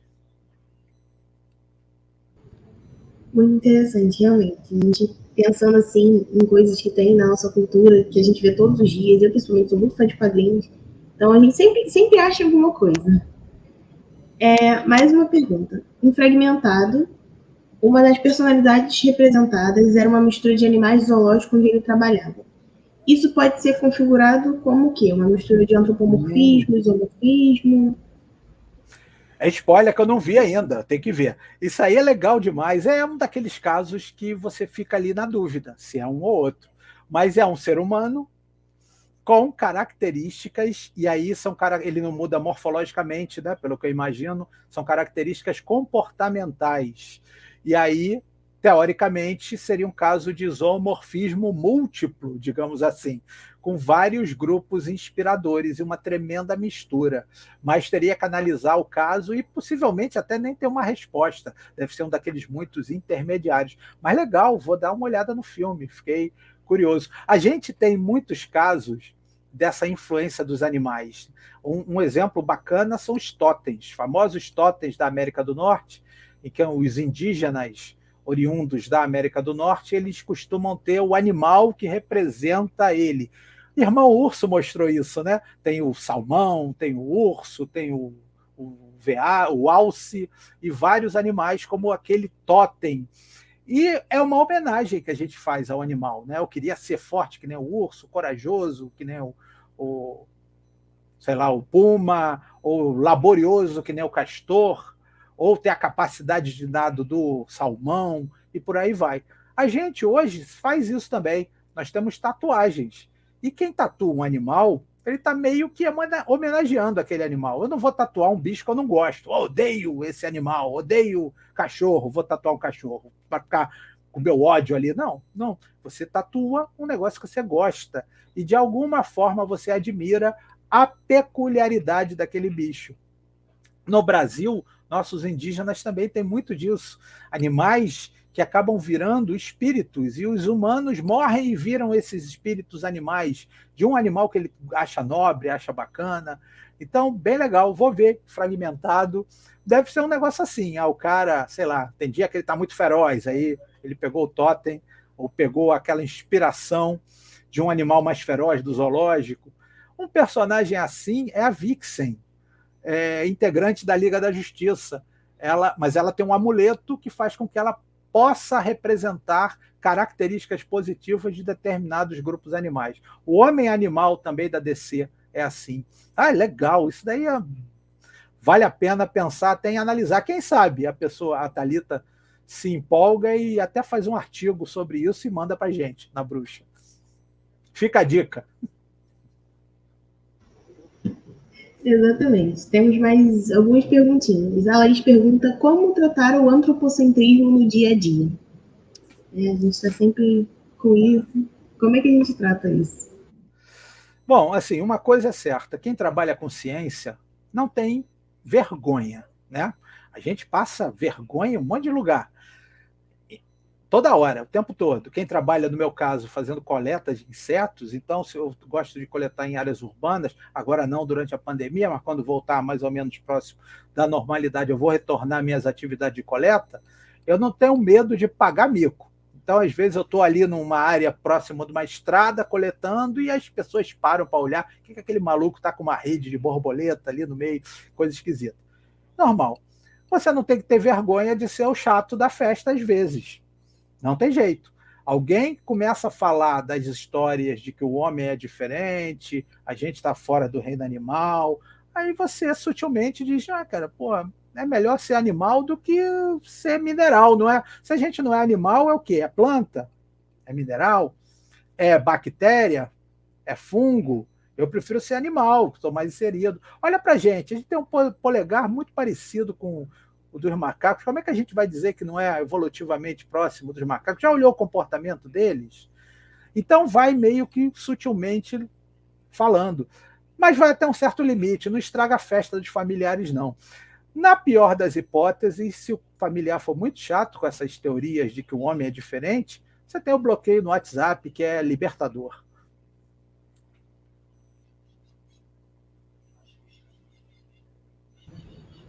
Isso é verdade, é libertador.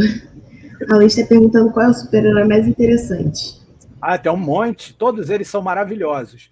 Eu acho que, para falar, o mais interessante é o Wolverine. Por quê? Porque pouca gente sabe que o Wolverine é inspirado em um animal. As pessoas, na maioria das vezes, não conhecem o animal inspirador. E aí, quando eu falo isso, a galera costuma a ficar meio que em dúvida. Falar o quê? É o urso?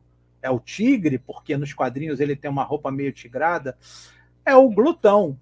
É um carnívoro do hemisfério norte, aqui no Brasil chamado glutão ou carcaju, e até um dos apelidos do Wolverine nos quadrinhos é carcaju, e em inglês o nome do bichinho é Wolverine. Qual é a do Wolverine?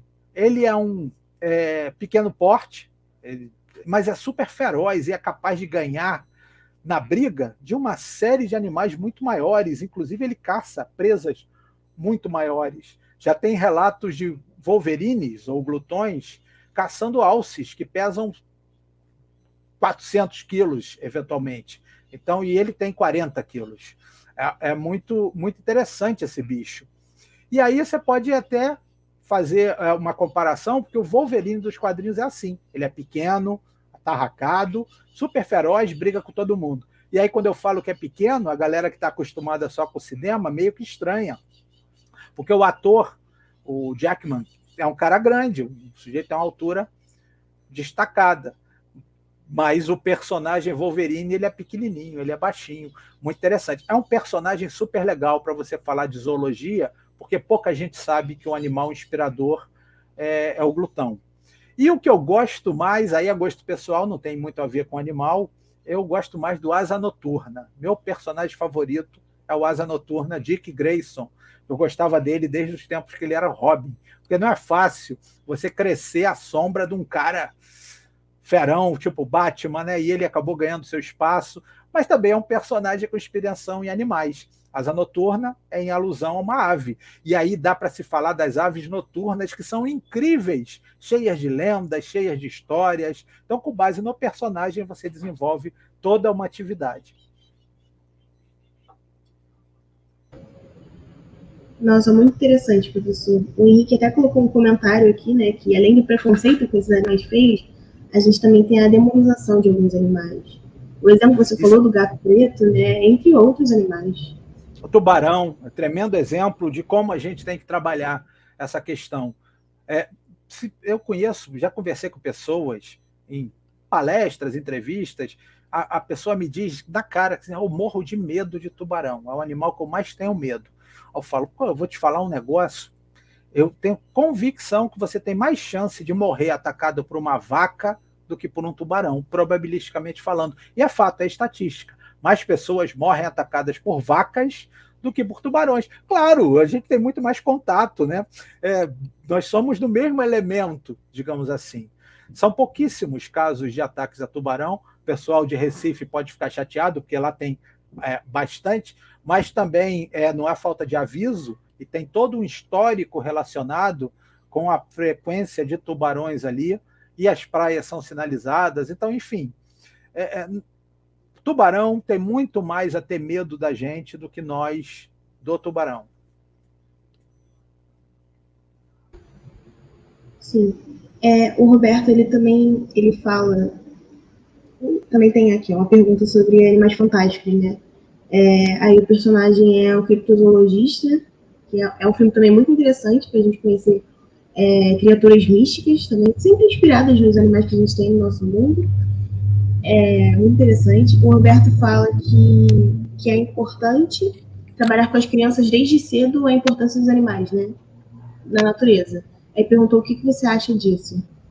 Sim, trabalhar com criança é fundamental, mas sempre tem que falar da importância, claro, importância ecológica, mas lembrar que todos são importantes e a gente não sabe a importância da maioria deles e nem precisa saber. A gente sabe que são elementos integrantes da natureza fundamentais. A questão do filme Animais Fantásticos é muito legal, porque o cara é criptozoólogo e ele é zoólogo, né? A gente chama de criptozoólogo porque são criaturas mágicas, fantasiosas. Mas no filme elas existem, então ele tecnicamente é um pesquisador, é um zoólogo. A criptozoologia ela é muito legal para você também utilizar e trabalhar. Você pode usar os personagens do filme, mesmo que eles não sejam animais de verdade. Você faz uma atividade apontando as características de animais de verdade de cada um deles. Isso é legal para fazer também em sagas espaciais. Você pega Star Wars, que é uma saga que, né, move multidões, tem legião de fãs, coisa e tal. Tem um monte de bicho ali, quase nenhum real. Mas aí você pega aquele bicho e você começa a destrinchar. Ele tem o chifre que lembra muito de um búfalo, de um rinoceronte, tem o casco que lembra possivelmente de um dinossauro, e aí você vai fazendo essa atividade associando a bichos de verdade. Isso é muito legal. Você pode fazer isso até no ensino superior. Imagina um cara faz uma disciplina de zoologia e uma prova, por exemplo, é ele pegar um personagem e ele apontar as características que ele vê desse personagem que tem a ligação com animais de verdade. O cara vai demonstrar todo o conhecimento que ele aprendeu naquela disciplina. Uma forma interessantíssima de avaliação. É um caminho bem legal. E, claro, a gente, ao longo do tempo, aprendeu a dissociar o que é prazer do que é trabalho. Isso é péssimo, péssimo em todos os aspectos. É muito legal você trabalhar com aquilo que você gosta e é muito legal que o aluno ou a pessoa com a qual você esteja fazendo a atividade considere isso também, ache legal aquilo que você está fazendo. E aí a associação com a cultura permite isso. Você traz elementos para a vida real, mas elementos culturais que fazem parte de todo o conhecimento que aquele indivíduo tem. Vale a pena. É realmente muito importante, né? As crianças são o futuro, então a gente tem que mudar, tem que começar a partir delas. O Henrique está pedindo para você dar aula na UNB, eu também peço isso, por favor. Gente, vou com o maior prazer. Quando tiver aí, conversa com os professores, estou sempre à disposição. O mundo remoto agora não dá limites para a gente, o limite é a internet só. Olha, professor, tudo que eu tenho aqui no chat são elogios, elogios e mais elogios. Foi uma palestra muito interessante mesmo. Essa conexão, né, com a cultura pop, que é o que traz mais próximo da gente, principalmente assim, eu sou apaixonada por isso, então é o que se deixa mais motivada a estudar, a prestar atenção. Muito bom mesmo. Muita gente falando muito bom, todo mundo adorando, falando também de alguns personagens do próprio Asa Noturna, também citaram aqui, falaram que é muito bom. E assim, eu só agradeço, e agradeço mesmo pela oportunidade. Foi muito importante para a gente escutar tudo que o senhor teve para falar para a gente, a questão da zoologia. Eu vou perguntar se alguém tem mais alguma dúvida, mais alguma pergunta para o professor. Enquanto isso, eu vou dar um recado. Domingo que vem vai ser a avaliação final dos meus alunos da disciplina. Estou com poucos alunos esse semestre remoto, acho que tem 6 alunos. O trabalho que eles vão fazer é fazer a associação, eles escolheram em votação, então eles vão pegar um seriado de TV, incluindo desenho animado, seriado, escolher um personagem e apontar as características de zoologia presentes naquele personagem. A gente vai fazer como um evento online de Facebook. O pôster vai ficar disponível e o resumo do trabalho de cada aluno. Então, quem quiser visitar vai poder interagir com os alunos, eles estão instruídos a responderem a perguntas, participar como se fosse um congresso mesmo, só que inteiramente no Facebook. Depois eu mando o link para vocês da organização, e quem quiser pode me escrever para o e-mail, quando eu me disponibilizo o link. Os trabalhos estão muito legais, assim, sem querer dar spoiler, mas até coisas que eu não sabia, inclusive associações com temas maravilhosos para discussão. Fica o convite. É mais uma forma de vocês verem um pouco de como é o trabalho que a gente realiza por aqui. Com certeza, professor. A gente vai entrar em contato depois para pegar o link, o horário, tudo certinho. E aí, quem quiser pode mandar mensagem pelo Instagram da ADEC, e-mail para o professor. E aí a gente já envia tudo certinho. Bom, nós vamos começar a finalizar o nosso último dia, já que não tem mais nenhuma pergunta. Lembrando que o formulário de presença já está disponível há um bom tempo, tá, gente? Está lá nos comentários. Eu vou convidar a Bruninha, que é a nossa coordenadora da LADEC. Ela tá aqui, deixa eu ver se ela está na sala. Que ela ia finalizar, se ela conseguir finalizar, porque a internet, né? A gente sempre tem esses problemas.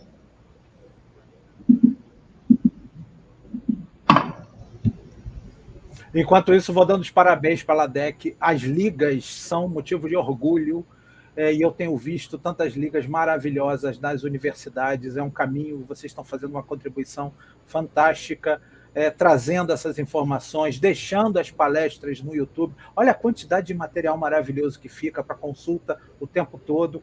E enfatizo ao pessoal que está assistindo, compartilhem essas informações, sigam as ligas. Isso daí é importante demais, porque a gente precisa encher as redes sociais de informação de ciência. Precisamos muito do apoio de todo mundo. Então, sejam disseminadores dessas coisas bacanas, positivas e com tremendo potencial de aplicação em ciência. Muito obrigada, professor. Então, a Bruninha vai poder entrar. A gente errou aqui o cronograma, foi mal. Então, assim, eu só quero agradecer muito mesmo por essa oportunidade de escutar. Agradeço você ter aceitado o convite, ter montado essa apresentação maravilhosa, ter dado essa oportunidade, gente. Muito obrigada mesmo. Muito obrigada a todos que assistiram. Espero que tenham gostado, que fiquem felizes com esse evento. E é isso, eu só agradeço. Obrigado, gente. Muito obrigado. Obrigada.